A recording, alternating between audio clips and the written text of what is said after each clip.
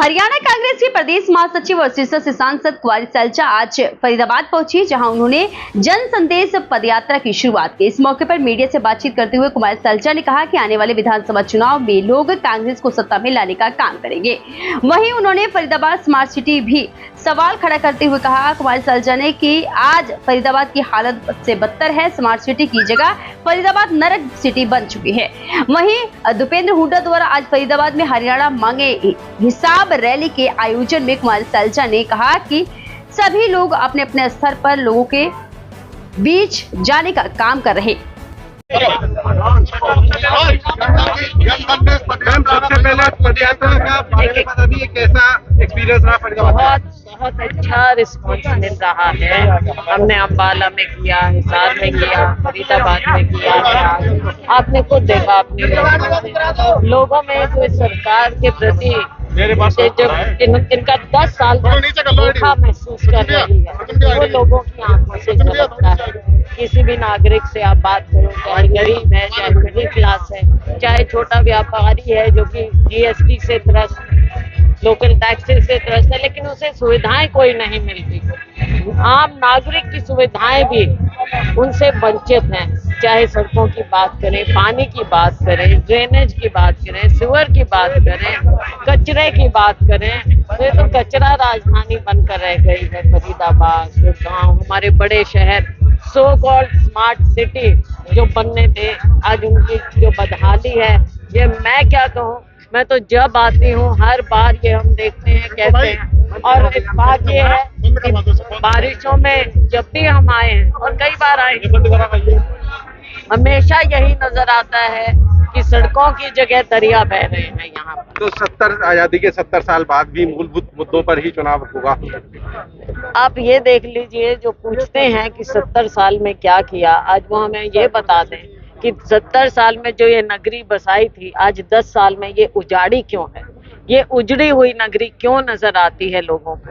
और जब तक इंफ्रास्ट्रक्चर नहीं होगा, ये नगरी कैसे बसेगी। बाहर से उद्योग नहीं आएगा, छोटे इंडस्ट्री उसके साथ नहीं बनेंगे, तो कैसे। और आम नागरिक देख लो, गरीब आदमी देख लो, ना आवास है, ना उसके लिए मूलभूत सुविधाएं हैं। और जो आपने बड़ी हुड्डा के जरिए या कोई भी आपने जो बसाया था इसको, आज उसकी भी बदहाली है। तो मुझे तो लगता है कि जो ये स्लम बस्तियां हैं और शहर है, इनमें कोई अंतर नहीं। आपकी पदयात्रा अलग चल रही है, हरियाणा मांगे हिसाब वो अलग चल रहा है। आपने एक बयान में कहा था इंटरव्यू में कि वर्चस्व का एकाधिकार नहीं होना चाहिए पार्टी में। देखो, जो मैंने कह दिया वो कह दिया। अब रोज रोज एक बात तो बार बार वो न्यूज तो कोई है नहीं। बात ये है कि अब हमने लड़ाई लड़नी है अगली, और वो लड़ाई है कि हमने सरकार बनानी है और इस सरकार को हमने बाहर टिकटों के बंटवारे को लेकर क्या कहेंगी? सर्वे के आधार पर हो, कैसे हो? देखो, हमारी स्क्रीनिंग कमेटी बन गई है, अब उनका काम शुरू हो जाएगा और जैसे ही वो पूरा शेड्यूल देंगे उसके मुताबिक। जिस तरह से ईडी की कार्रवाई चल रही है लगातार, क्या लगता है फर्क पड़ेगा कुछ? आप देखते हैं, नहीं, लोगों के सामने आ गई कि ये पिक एंड चूज जो हो रहा है ना, केवल अपने राजनीतिक विरोधियों के खिलाफ ही हो रहा है और इन्हें कोई देश में भ्रष्ट नजर नहीं आता।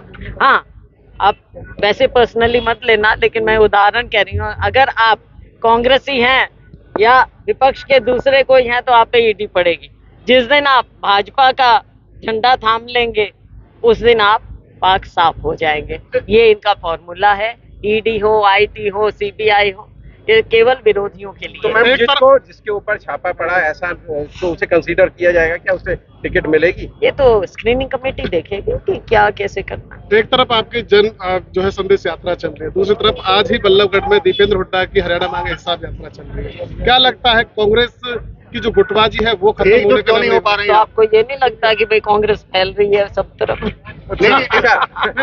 मंच पर आकर के नारा लेकर कांग्रेस सरकार चल रही है, किस तरह का हिसाब का वो कर रही है कांग्रेस? देखो, हर तरह की बात है। 10 साल का जो इनका लेखा जोखा है भारतीय जनता पार्टी सरकार का, पीछे तो मिली जुली सरकार थी, वो भी अब टूट चुकी है, लेकिन सत्ता में बैठे हैं, अब जनता इनसे हिसाब ले लेगी। किरण चौधरी के जाने से जो नुकसान हुआ है, क्या आपके गुट को, जो तो क्या वो वीरेंद्र सिंह कहने से पूरा हो गया? अब नहीं सर, कोई देखो ऐसे गुट वुट की बात नहीं है, लेकिन जो वीरेंद्र सिंह हमारे पुराने वरिष्ठ साथी रहे हैं, हमें खुशी है वो आ गए हैं। तो एक तरफ कांग्रेस हरियाणा मांगे हिसाब यात्रा कर रही है, दूसरी तरफ दुष्यंत चौटाला कह रहे हैं पहले कांग्रेस 70,000 करोड़ जो किसानों की जो जमीन थी 70,000 एकड़, उसका हिसाब दे पहले। देखो, इनका तो बिल्कुल वजूद अब खत्म हो चुका है।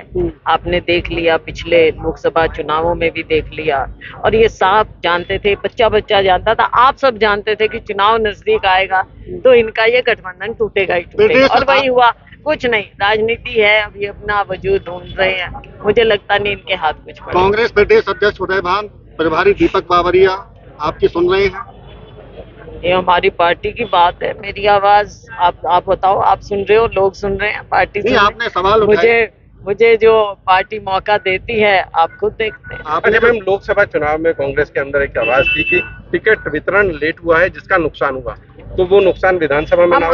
हम सोचते हैं कि क्योंकि अभी स्क्रीनिंग कमेटी बन गई है अजय माकन जी के नेतृत्व में, वो अपना शेड्यूल तय करेंगे और समय से हो जाएगा।